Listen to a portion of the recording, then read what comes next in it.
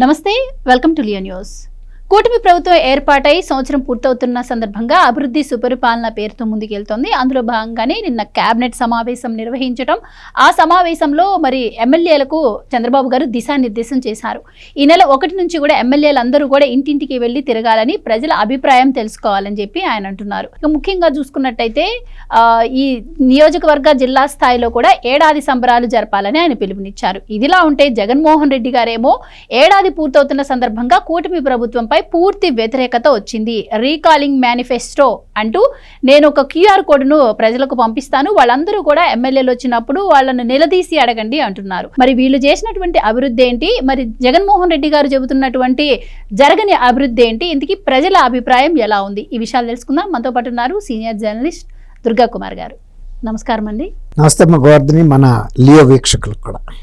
Sir, కూటమి ప్రభుత్వం అధికారంలోకి వచ్చింది. పూర్తి మెజారిటీతో, భారీ మెజారిటీతో ప్రజలు కూటమి ప్రభుత్వాన్ని గెలిపించారు. సో ఆ నమ్మకాన్ని నిలబెట్టుకోవాలంటే మనం ఏ విధంగా ముందుకెళ్ళాలి అని చెప్పి చంద్రబాబు గారు కూడా మొదటి నుంచి తాపత్రయపడుతూనే ఉన్నారు. అది మనం చూస్తూనే ఉన్నాం. దానికి సంబంధించి అభివృద్ధి కూడా జరుగుతుంది. ఇదే ప్రజల్లోకి తీసుకెళ్దామని చెప్పి బాబు గారు అంటున్నారు. మరి మరోపక్క జగన్మోహన్ రెడ్డి గారేమో ఎందుకు చంద్రబాబు గారిని గెలిపించామని ప్రజలు ఏడుస్తున్నారు. సో ఏడాదిలోనే ఏ ప్రభుత్వానికి రానటువంటి వ్యతిరేకత చంద్రబాబు గారి ప్రభుత్వానికి వచ్చింది అంటున్నారు. సో ఏడాదిలోనే పూర్తిగా డిఫరెంట్గా 2 పార్టీలు కూడా మాట్లాడుతున్నటువంటి పరిస్థితి. అసలు ప్రజల అభిప్రాయం ఎలా ఉంది, మీ విశ్లేషణ ఏంటి? అంటే రీకాల్ ద చంద్రబాబు మేనిఫెస్టో అని వైఎస్ఆర్సీపీ వాళ్ళు ఒక కాల్ తీసుకున్నారు, ఒక ఉద్యమం లాగా. అంటే స్విట్జర్లాండ్ లాంటి ప్రజాస్వామిక పరిపక్వత ఉన్న దేశాల్లో రీకాల్ ద రిప్రజెంటేటివ్ అని ఎవరినన్నా మనం ఎన్నుకుంటే ప్రజాప్రతినిధిని, అతను కనుక మన స్థాయిలో ఆశించిన స్థాయిలో పనిచేయకపోతే ఒక మినిమం మెంబర్స్ కనుక సంతకం పెట్టి ఎన్నికల కమిషన్కి ఇస్తే వాళ్ళు మళ్ళీ ఎన్నిక నిర్వహించి ఆ మెంబర్ని మళ్ళీ తిరిగి పోటీ చేయమని చెప్తారు, లేకపోతే తప్పుకుంటాడు అతను. రీకాల్ ద రిప్రజెంటేటివ్ అనే పద్ధతి ఉంది ప్రజాస్వామ్యంలో. ఇప్పుడు జగన్మోహన్ రెడ్డి గారు కూడా ఒక రకంగా రీకాల్ ద మేనిఫెస్టో అంటున్నాడు, కానీ రీకాల్ ద గవర్నమెంట్ అనేది ఆయన ఉద్దేశం. అంటే ఆయనకి ఆగలేకపోతున్నాడు. కూటమి ప్రభుత్వం వచ్చిన నెల రోజుల్లోనే అసలు ఈ ప్రభుత్వాన్ని బర్తరఫ్ చేయమని చెప్పి కేంద్రం దగ్గరికి వెళ్ళాడు ఆయన. 33 రాజకీయ హత్యలు జరిగినాయి నెలలోనే అని వెళ్ళిపోయి అక్కడ హడావిడి చేసి ప్రెస్ మీట్లు పెట్టి రాజ్యాంగ వ్యవస్థలో ప్రైమ్ మినిస్టర్ని, ప్రెసిడెంట్ని అలా అందరినీ కలిసి హడావిడి చేయాలని వెళ్తే సరే వెళ్ళగానే వాళ్ళు అడిగారు లోకల్గా ఫస్ట్ ప్రెస్ కాన్ఫరెన్స్లోనే, మీరు ఆ లిస్ట్ ఏమన్నా తీసుకొచ్చారా అని. లిస్ట్ ఏం చెబుతాడు, 33 మంది నోటితో చెబితే సరిపోద్ది అనుకున్నాడు ఆయన. అట్లాగే హోంశాఖకి వెళ్ళినప్పుడు కూడా మంత్రి ఉన్నత అధికారులు అడిగారు, సెక్రటరీ వాళ్ళు, ఆయన ఏమి చెప్పలేకపోయాడు. అప్పుడు వెనక్కి తిరిగి రావాల్సిన పరిస్థితి వచ్చింది తెల్లముఖం వేసుకుని. అంటే ఆయన ఎంత ఆదుర్దాత ఉన్నాడంటే, ఏదన్నా ఆంధ్రప్రదేశ్కి ముఖ్యమంత్రి అంటే నేనుండాలి, నా పార్టీ ప్రభుత్వం నడపాలి, అంతేగాని అసలు వేరే పార్టీ వేరే ముఖ్యమంత్రి ఆంధ్రప్రదేశ్లో ఉండకూడదు అనేది ఆయన మనసులో ఒక నిశ్చితాభిప్రాయానికి వచ్చేసాడు. సహించలేకపోతున్నాడు. ఇప్పుడు 1 year లోపలే అన్నీ అమలు చేసేయాలి, ఫెయిల్ అయిపోయిందని నిర్ణయిస్తున్నాడు. అసలు ఈ రీకాల్ అనే సిస్టమ్ కనుక 2019లో జగన్మోహన్ రెడ్డి ఎన్నికైన 10 రోజుల్లో కనుక ఆ వ్యవస్థ కనుక పెట్టుంటే 151 స్థానాల్లో అప్పుడు కూడా 11 స్థానాలు గెలిచేవాడు ఆయన.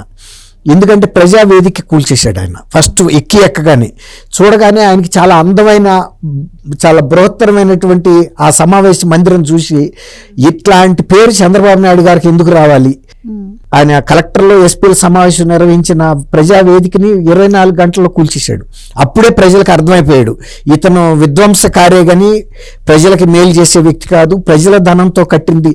చంద్రబాబు నాయుడు గారి వ్యక్తిగత నిధులతో కడితే కూలిస్తే అది వేరే మాట, అది ప్రజల నిధులతో కట్టినా కూల్చేశాడంటే ఇంత దుర్మార్గం ఇతనికి చేతులు ఎలా వచ్చినాయి అనేది అందరూ మదన పడ్డారు, కానీ ఏం చేయలేకపోయారు.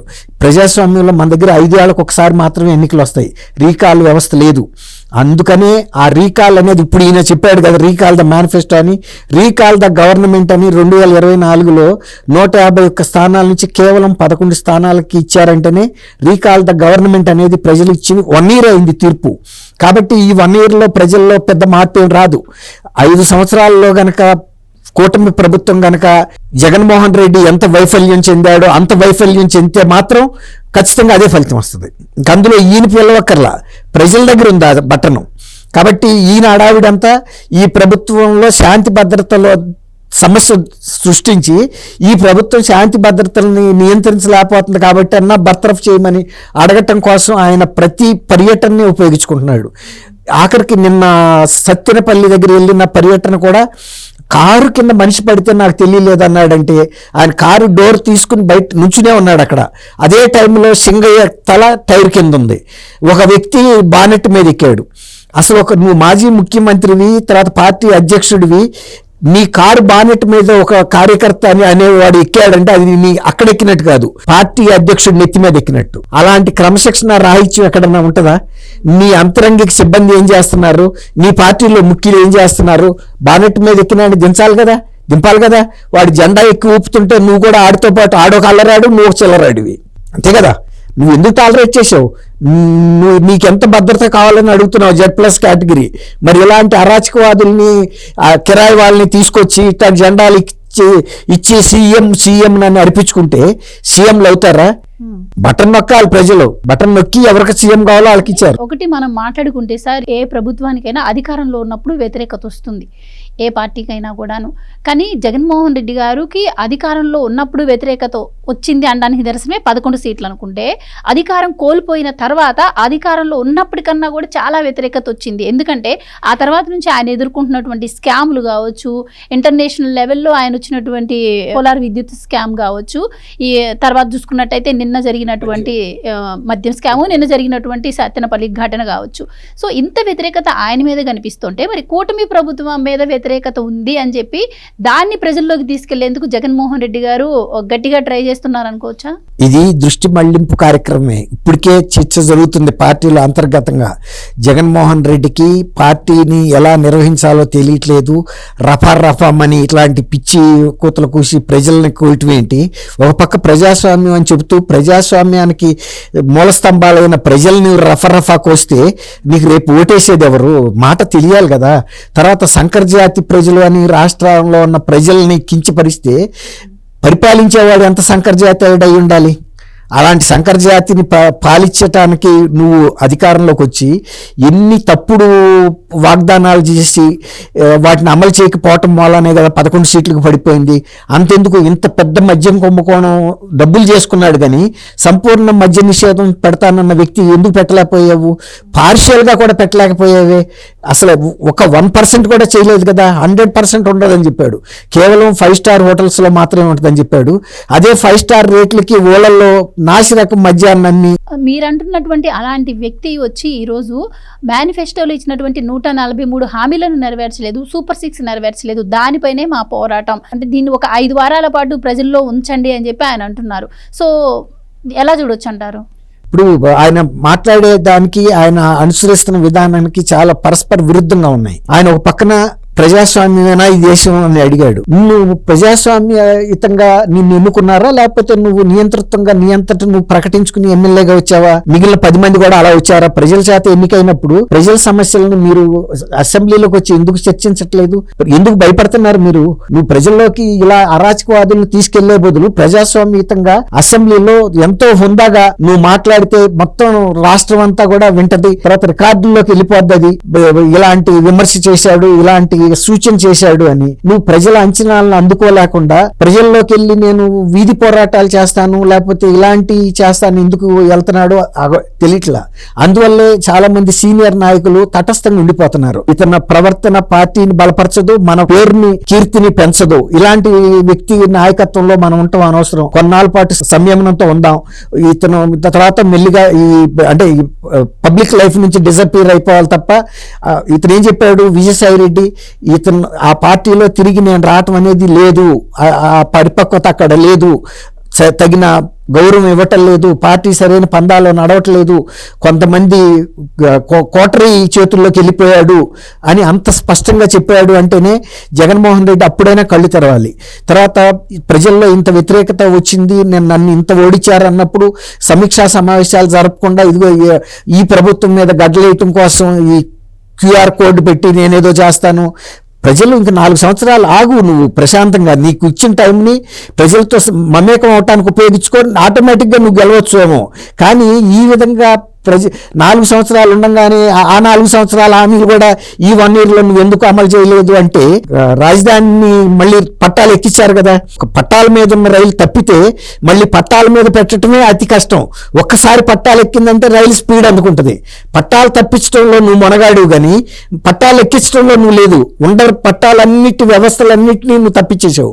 ఇవాళ ఆ వ్యవస్థలన్నీ గాడిలో పెట్టుకుంటా వస్తున్నారు. శ్వేతపత్రాలు ఇచ్చారు. ఆ రోజున ఏదైనా అభ్యంతరకరమైన విషయాలు ఉంటే మీ పార్టీ కానీ నువ్వు కానీ అదిగో ఫలానా శ్వేతపత్రంలో తప్పు ఉందని ఎందుకు చెప్పలేదు? తర్వాత ఇంకోటి, చంద్రబాబు నాయుడు గారు లాంటి పాలనా దక్షుడు రేపు ఎలక్షన్లకు వెళ్ళబోయే ముందు శ్వేతపత్రాలు ఇవ్వకుండా వెళ్తాడని ఆయన అనుకుంటున్నాడా? ఖచ్చితంగా శ్వేతపత్రాలు ఇస్తారు. ఎందుకంటే చంద్రబాబు నాయుడు గారు నోటి మాటలతో కాదు, బ్లాక్ అండ్ వైట్ లో పేపర్ మీద పెట్టి మేము వచ్చినప్పుడు ఏ శాఖల పరిస్థితి, ఆర్థిక పరిస్థితి ఎలా ఉంది, తర్వాత రాష్ట్ర ఆర్థిక పరిస్థితి కూడా ఎంత అప్పుల్లో ఉంది, ఇప్పుడు ఎంత రికవర్ చేశాం, తర్వాత రాజధాని నిర్మాణాన్ని ఎంతవరకు చేశాం, ఎన్ని కోట్లు ఖర్చు పెట్టాం, పోలవరం ఎంత చేశాం, రోడ్ల మీద ఎంత పెట్టాం, సంక్షేమం మీద ఎంత పెట్టాం, సంక్షేమం ఎంతెంత నిధులు డబల్ చేసుకుంటూ వెళ్ళాం, దీని మూలాన ఎంత ఖర్చు పెట్టాం, తర్వాత తల్లికి వందనం ఎంతమంది బెనిఫిషరీస్కి ఇచ్చాం, తర్వాత ఆ 2,000 మిగిల్చింది కూడా ప్రభుత్వం 15,000 హామీ ఇచ్చి ఆ 2,000 కూడా ప్రభుత్వం రాష్ట్ర ప్రభుత్వ ఖాతాలో పెట్టుకోవాలి. మేము జిల్లా కలెక్టర్ల స్వాధీనంలో పెట్టాం. జిల్లాల్లో ఏ స్కూళ్ళకి ఎక్కడ అవసరాలు ఉంటే అక్కడ వాడేసుకోవచ్చు. అంతేగాని అది రాష్ట్ర ప్రభుత్వం రాక ఆ ప్రతిపాదనలు అక్కర్లేదు.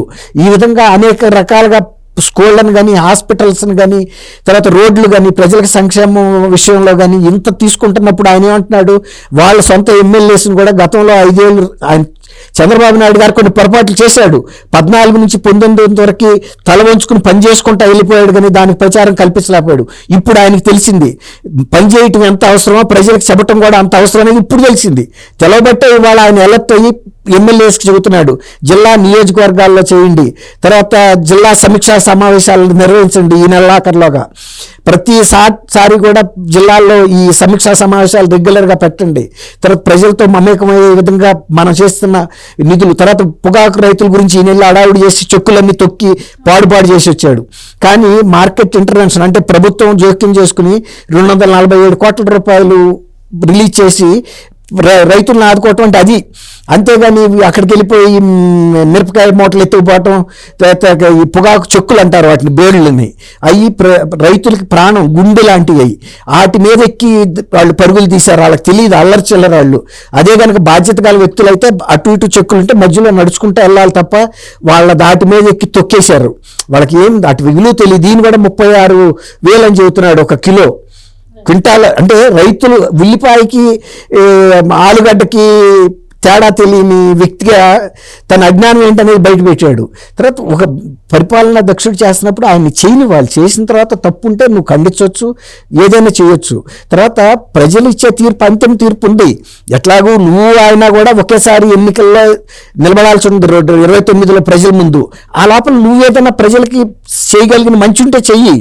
అప్పుడు ఎట్లాగూ ఆ ఈవీఎంలు నువ్వు పగలగొట్టినా ఇప్పుడు ఏమంటున్నారు, ఇంకోటి ఈవీఎంల మూలాన్ని వాళ్ళ కూటమి ప్రభుత్వం గెలిచింది అంటున్నారు.